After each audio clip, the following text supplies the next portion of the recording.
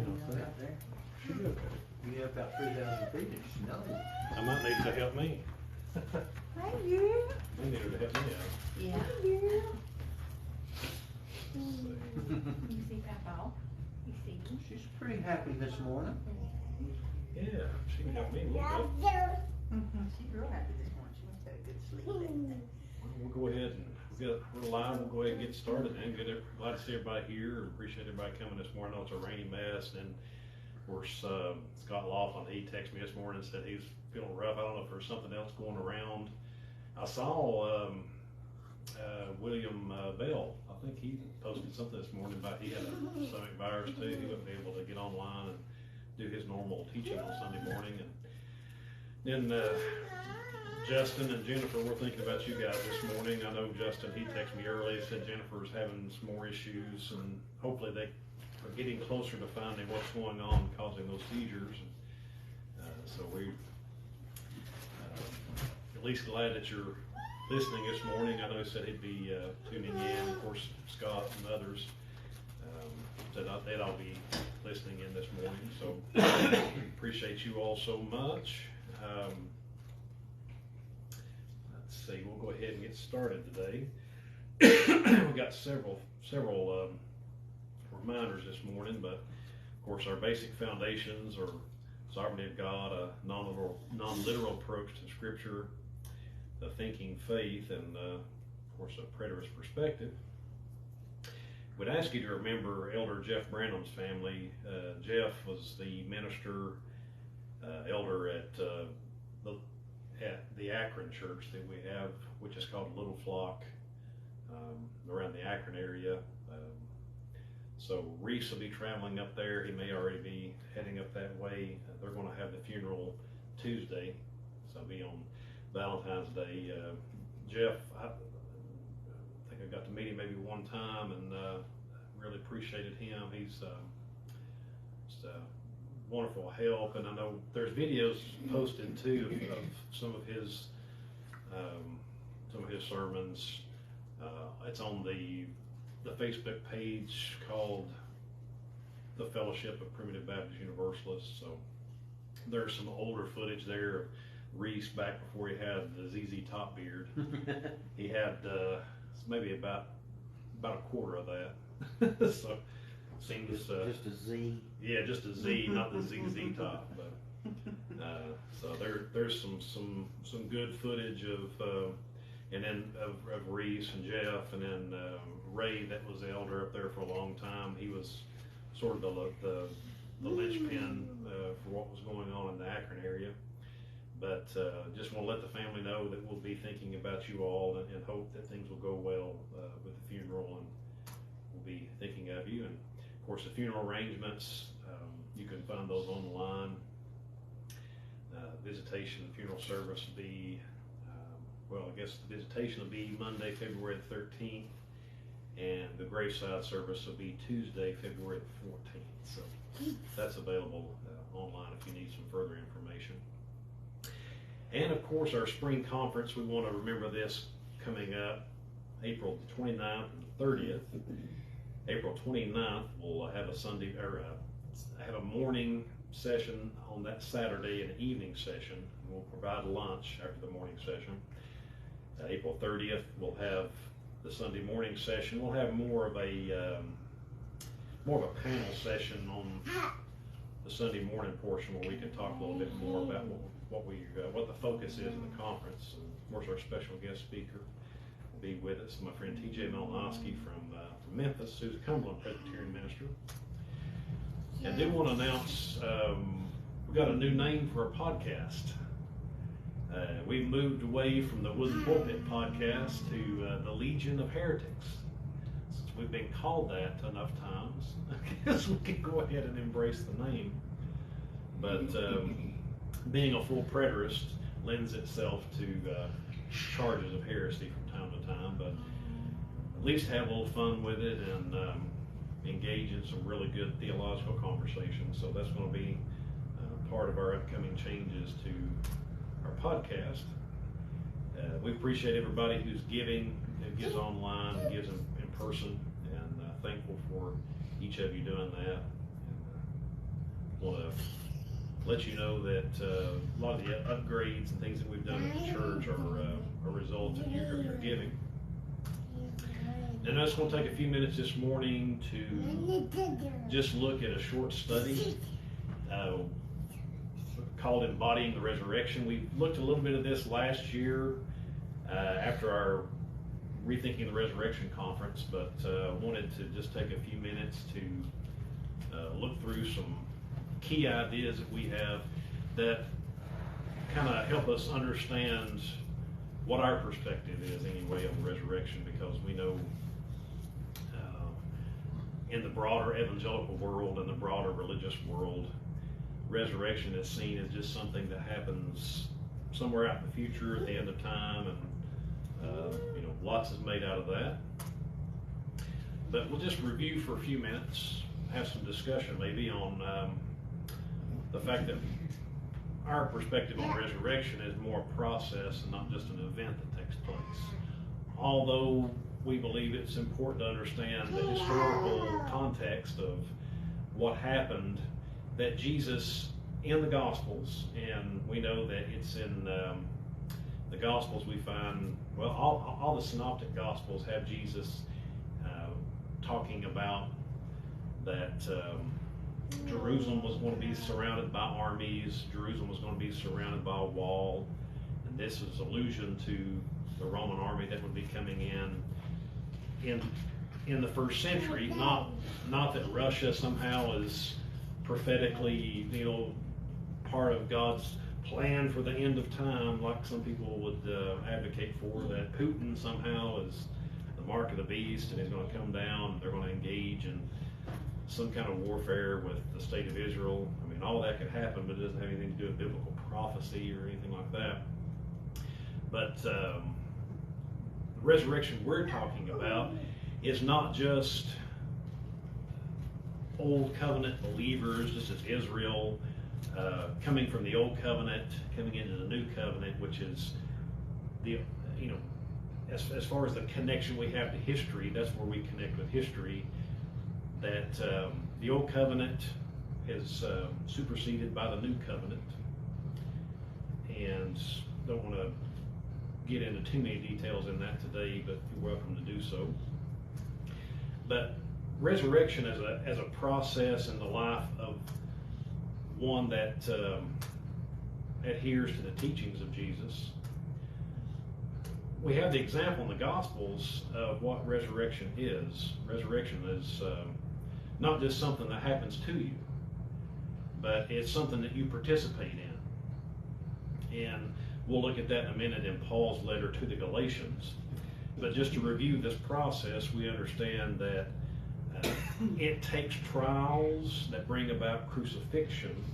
The crucifixion brings about a transformation wherein that you tear down, you die to your old self, and you're raised again. I know we can look at baptism as sort of a symbol for that, where you go down into the water, symbolizing that you've died out to something, to your old life, and then you've been raised anew when you come out. I think that's a beautiful symbol of that. But this is not just something, in our perspective anyway, where it's just an event that takes place and you have nothing to do with it. What we're trying to get at is that resurrection involves you going through some difficulties in life. So just keep that in mind. It's not something that we're waiting on, that we can just kick back and just wait for it to happen. There are some that charge us with that, because if you believe in the absolute sovereignty of the Creator God, that this is God's world, and God has the world moving in a particular direction, if you talk about things like predestination or God's sovereignty, people seem to always go to that extreme of like, oh, you just don't believe in doing anything. Or, if you talk about universalism or things like that, well, oh, you just don't believe in anything, you just believe you can do whatever. No, that's not it at all. We're not just waiting around for God to come do things. We believe that we're in the process of doing what God has made us to do. Whether it's the great things or the little things, you know. So the process of resurrection is not just you going out and turning the world upside down, but turning the world upside down starts with us first, changing us, and you know, practicing patience and kindness at home, and we do that inwardly and we go outwardly. So we don't do a top-down approach, we do a bottom-up approach. So in this view, we don't just count on going to the voting booth to change the world. That can be part of the process, but it's not that that's going to change the world as much as we being who God has called us to be, and put in us and our hearts the passions that we have, whether it's, you know, to teach children, to educate, to counsel people, to just encourage people, or to use your intellect to study what you can about faith and about religious texts, and be able to help others with that. Or, you know, there's all kinds of examples of this in life. But Paul teaches in Galatians 2 verse 20, and we've talked about this before, that the earliest Christian letters, the earliest Christian theology is found in Paul, because Paul has the earliest letters. Galatians is thought to be, just like Thessalonians, to have been written at least in the early 50s AD. So we have Paul stating here, this is his belief: I have been crucified with Christ, and I no longer live, but Christ lives in me. The life I now live in the body, I live by faith in the Son of God, who loved me and gave himself for me. And what would you think Paul means with that? What would be something that you guys would think Paul has in view here? He's been crucified with Christ. And I would think Paul is talking about his ego, all the things that he thought was right. He was willing to let that die and to be taught, to be changed. The height of arrogance is, and I think you get this from what we find in Scripture about the spirit of Satan, or the spirit of the devil, or the adversary. The whole issue with that comes down to arrogance. Arrogance is, I know enough. I don't need to know anything else. I've got plenty. I don't need to change or grow. I don't need you to tell me anything. That's arrogance. But to practice humility is to be willing to put off what we think we know, and to entertain other points of view, because it may change us. So, you guys think I'm on the right track there? Yeah, that daily transformation. I like the daily transformation more than the one-time process of spiritual transformation in one day. Yeah. And like you said, with the baptism and things like that, it's a beautiful symbolic moment. However, that has gives people the notion that it's one time, that doesn't happen daily. Yeah. Well, I think the part that hinders growth is this notion that we can just be passive in this process. Just like, and it's a good time to maybe get into some of this, is like, if we think we read scriptures, just reading it alone and understanding it is enough to change you. That changes your perspective, but it doesn't change you like experience, like us trying to enact and live out these principles. It's not that you live them out perfectly. That's not the point. The point is you try to live them out, and in you making the mistakes, you learn from it, and you learn not just about the other person, you learn about yourself.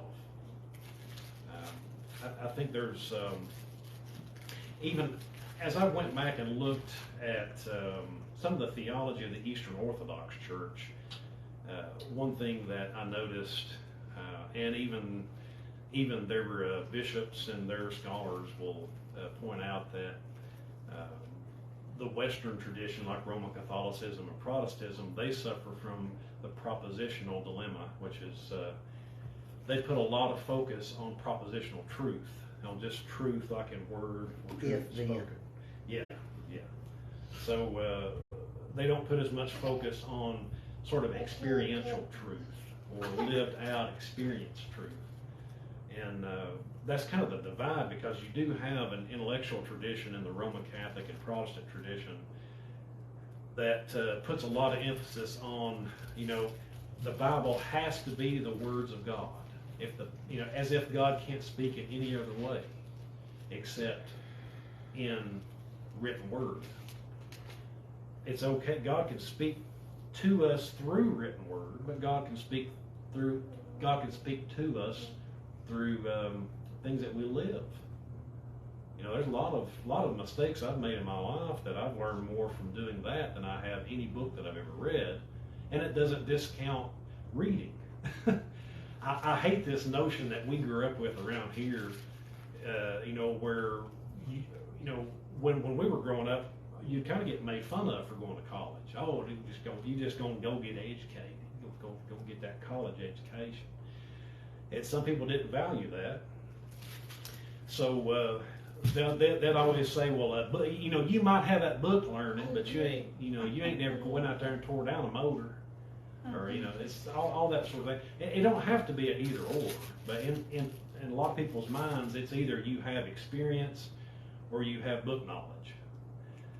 I hear that in the workplace all the time. It's like, well, you might have them degrees, but you ain't never done this. It's like, well, yeah, but what if you've done both? what if you got both of them? That's a pretty good combination. Or you'll have intellectuals that think people that pick up trash for a living, or people that change oil for a living, they think they're nothing, which is too much an extreme on the other side. So that's why I say and I say I'm more in the rational camp, and the intellectual tradition of the rational camp. So I do put a lot of value on propositions, but I don't think all truth comes only through propositions. This, again, this would bore you to death, but there's all these debates even went on, even in reform circles, about, can you really fully comprehend God or not? One of my favorite theologians said, no, you can't, because God is like the being beyond all being. He sort of agreed with even the Eastern Orthodox with that, because they have a whole theology that developed out of that. Whereas there's another scholar that I greatly admire, but his notion was, no, you can you can understand God. Knowledge is knowledge, and you could fully understand God as a being. And to me, it just gets way out there. It's just the acknowledgement that you can't understand everything, but it doesn't stop you from trying to be as knowledgeable as you can be. It's just, I think, a position of humility. This is a problem, I think, in a lot of churches in the tradition, where they put so much emphasis on, you have to believe the Bible to be the Word of God, because if you don't, then somehow you're going to miss something, or you're going to miss out. But then they always wind up trying to figure out who believes it stronger, or who's really got it right.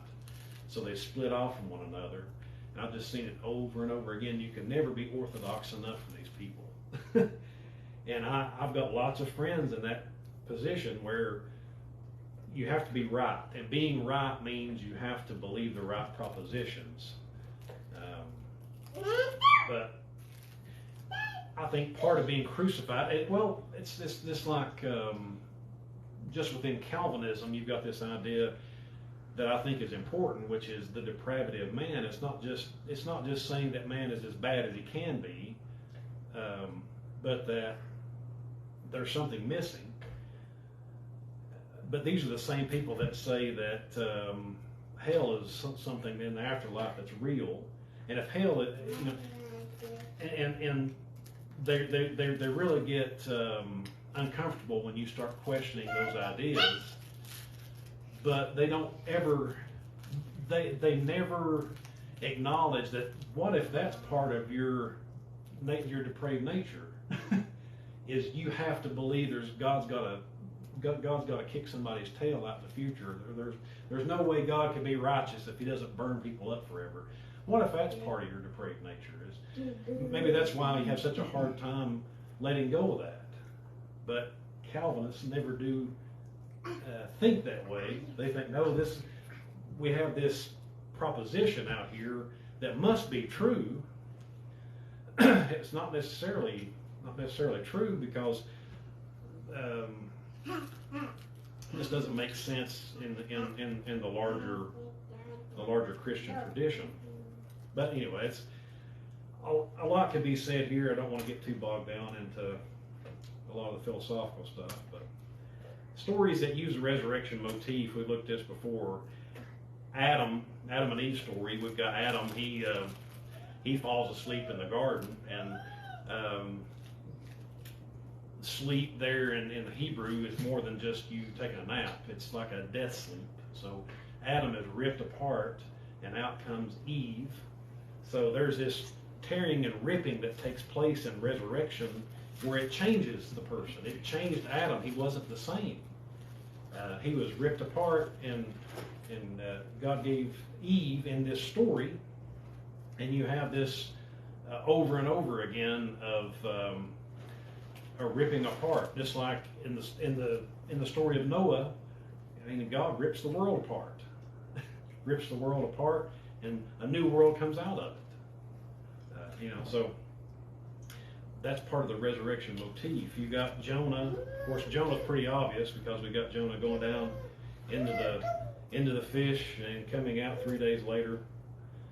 Jonah did not want to go to Nineveh, and when he was done, he was very willing to go to Nineveh, even though he wasn't happy about the fact that they turned around.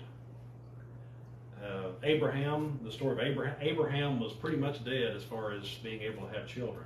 Abraham and Sarah, Sarah was in the postmenopausal state, so in a sense they were dead, but God gave them new life. He resurrected, He changed them, and He caused Sarah to laugh. And Abram, whatever his name was at the beginning, God gave him the name Abram, and then He changed it to Abraham later. So when there's a change of name, that means there's a change within the person. Of course, Joseph, his brothers sell him off into, they put him in a pit, and he gets sold off into slavery, and he goes down into the dungeon. So he goes down pretty much in the earth like Jesus. Suffers, and then comes out on the top. So he's changed. He goes through this resurrection. And then Joshua goes through a resurrection, because he's takes the children of Israel. They go through the Jordan before they go over to conquer the land. So they're going through this sort of resurrection scene, this baptism, going through the water, being changed from what they were to something new in order that they can go out. So resurrection is something that's not just passive, that changes you just for change's sake. There's something associated with you going out and doing something. So all these are related to going out into the world and actually doing something with what you've learned through this process. Israel embodies the resurrection, because through all these epics within the history of Israel, you have these major empires like Egypt, the Canaanites, the Assyrians, the Babylonians, the Persians, the Greeks, and the Romans. These are all trials that Israel goes through, and each has a story connected with it. I mean, we all know the story of Moses and Egypt, and we all know the story of the Canaanites, where, again, Joshua takes them in, and they take the land, and then they have the Assyrians, the Babylonians, It's just a story over and over again where you're never just done. You're never perfected, and then that's all you ever need. The whole story of Israel is this continual death and resurrection that they go through again and again. Of course, the history of Israel, we're not going to get into all this, but this basically what you have throughout the Hebrew Scriptures is told over and over again in much more detail than we would go into today. And then when you get down to the time of Jesus, the Jewish eschatology of the day of Jesus is that you have this present evil age, and then there's a kingdom to come. And what does Jesus do in the Gospels? He says, kingdom's here. You know, in one instance in the Gospel, he says the kingdom is near. And in another Gospel, he says it's here. It's in your hearts. Don't be looking for it out there somewhere. It's not a physical kingdom. It's not a nation. It's not a. It's not about gender. It's not about race. It's not about any of that stuff. The kingdom of God is within you, and part of coming to that is, I think, the process of resurrection. So there wasn't this present evil age, and there's a time thousands of years out in the future where God's going to come back and split the skies and start all over again. But what can we learn from this? What can we learn from all the stories that we find in the Scriptures? Lots of them are very interesting. Lots of them are very detailed. But the main point of what I want to get to today with resurrection, the resurrection motif throughout Scriptures, is that life is full of lessons. Growth is a process of trial and error. It's experimentation. The failed experiments are as much a part of the process as the experiment that ultimately works. So you making a mess of maybe the relationship you have with your kids or your spouse or your parents or your friends, even the big mess ups, even the baggage that we carry of that, the guilt that we carry from that, can help us to propel us forward and learn from those. That we don't have to just feel like failures, but we can actually feel like we've learned something from it and we can move forward, being changed through that. There's no part of life that doesn't contain lessons. If you're alive, lessons are going to be learned. Whether you choose to learn something from it or not is sort of up to us. But being self-aware is not the absence of mistakes, but the ability to learn and correct them. That's what being self-aware is. That's part of the resurrection process, is helping us to become more self-aware of how we think, how we act, how what we do affects other people. So being self-aware isn't the fact that you're never going to make a mistake.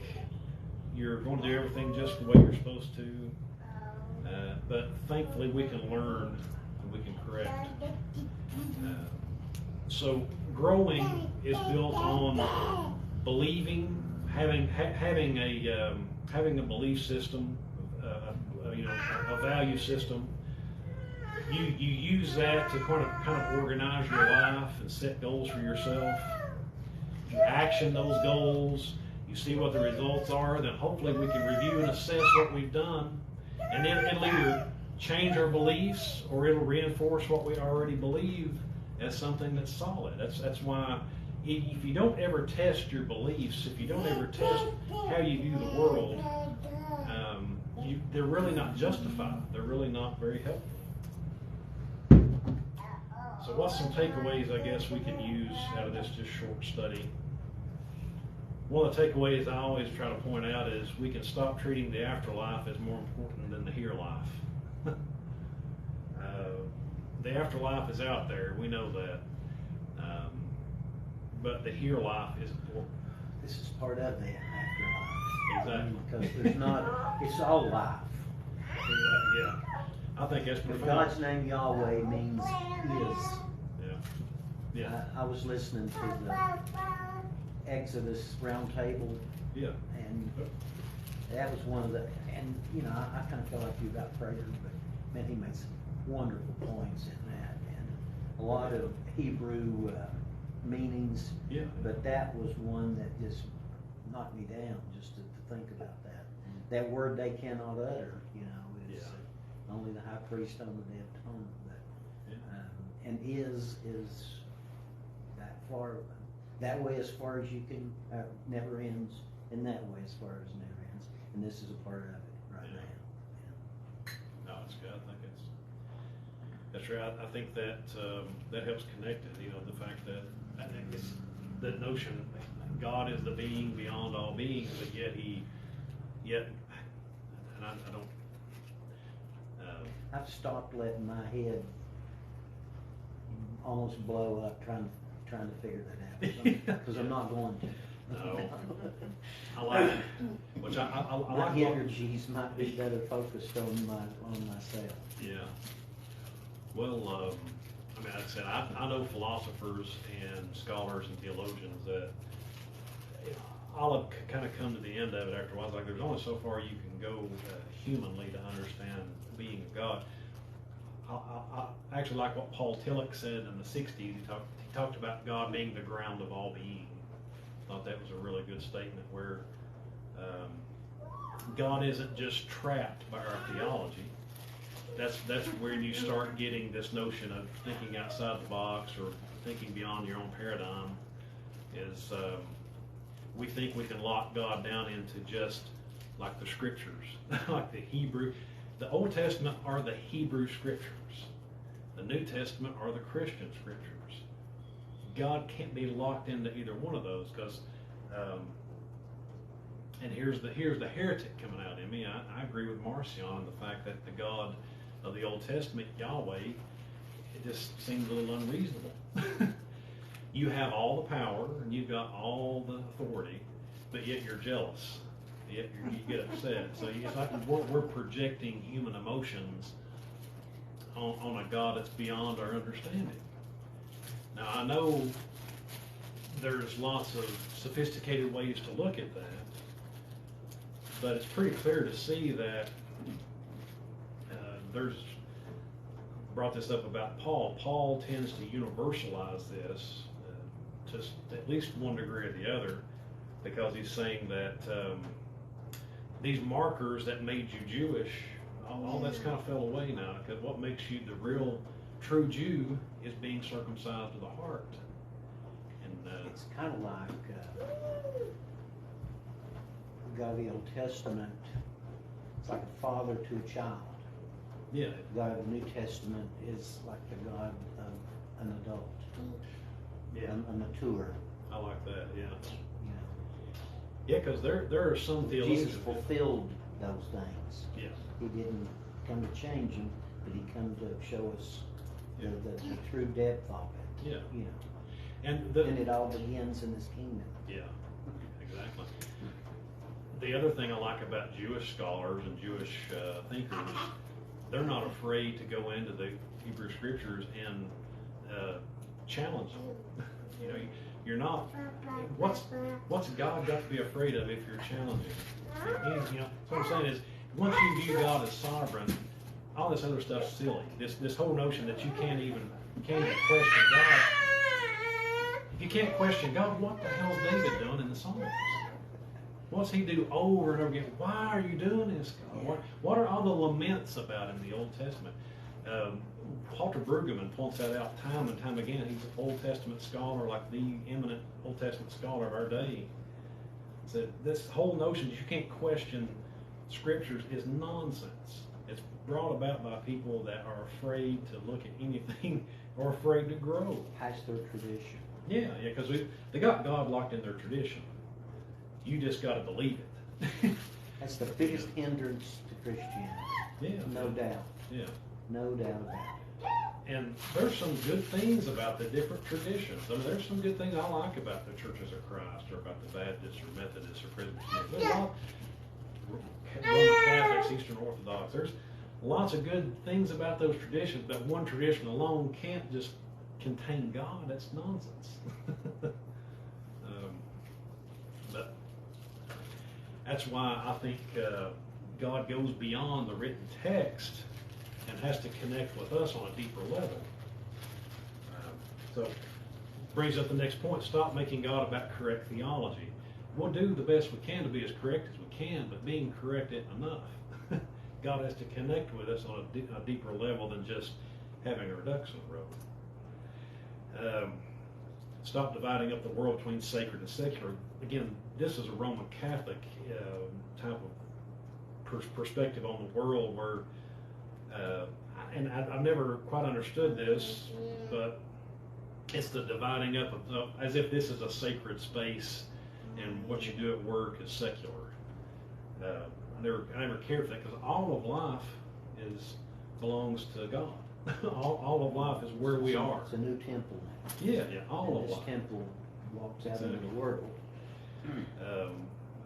I appreciate R.J. Rushdoony pointing that out years ago in one of his books I'd read. I thought, this makes so much sense to finally just stop compartmentalizing it, because what happens is it leads to schizophrenic people who live one way, act one way in a secular sense, but then they come into a sacred space and all of a sudden they become holy. Like, no, that's you.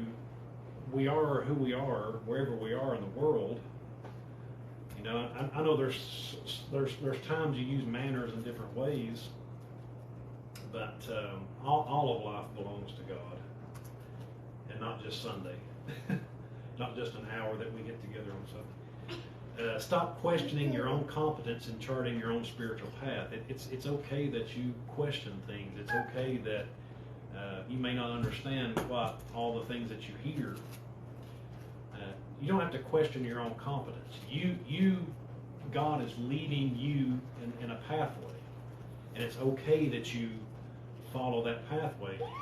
Some people have followed the pathway through Pentecostalism and, high charged spiritual theology, or they speak in tongues. I don't blame that. Stuff fascinates me, even though I've never done it. It fascinates me to know when people speak in tongues and practice healing, and all that stuff. It's just out of my own experience.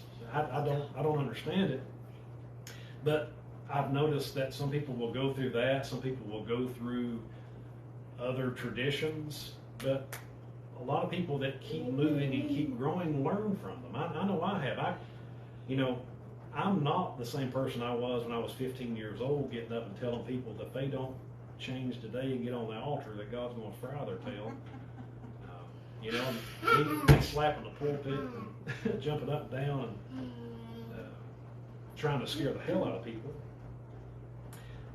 It's okay. We can move forward, and it's a good thing about it. Stop apologizing for who you are and where you are on the journey. Again, resurrection is a process. You might have feel like you've been through a lot and you've learned from it, and here you go again. Well, that's what we do. We've talked about this. We've all believed things that we feel like now are nonsense. We're not where we were 10 years ago or 20 years ago, but it doesn't stop. We keep growing, even from here, because God knows I don't have all the answers. I'm still looking for them myself, trying to learn through this process. So we can stop searching for the meaning of life and just live, because that's where we find our meaning, is in us living and living these things out, loving each other, encouraging each other, and hopefully come alongside each other and being a help. So that's all I've got today. I just want to really just let everybody know I appreciate you tuning in, appreciate you guys listening to what little bit I had to say today, and I hope it's been helpful. And you all can let us know how we can help further. Mike, you got anything to say? If not, we might go to lunch a little early. That'd be a good day. I think Ellie's excited about Hallelujah. that. She said. I think we're all excited about that. We would like to ask the people online to help us sing happy birthday Oh, yeah. to the man Somebody's birthday. at the podium. Yeah. Oh, was today your birthday? Yesterday. Yesterday. Yesterday, yeah. 3, 2, 1. Happy birthday to you. Happy birthday To you, Heritage. Happy birthday, dear That was a lot of match. Jonathan. Happy birthday to you. grandson's is tomorrow. All right, well, good. How's he gonna be? 4. Oh, that's exciting. Lots of birthdays going around in February, so we'll take us off the live feed and we can hang out or talk, whatever you guys want to do.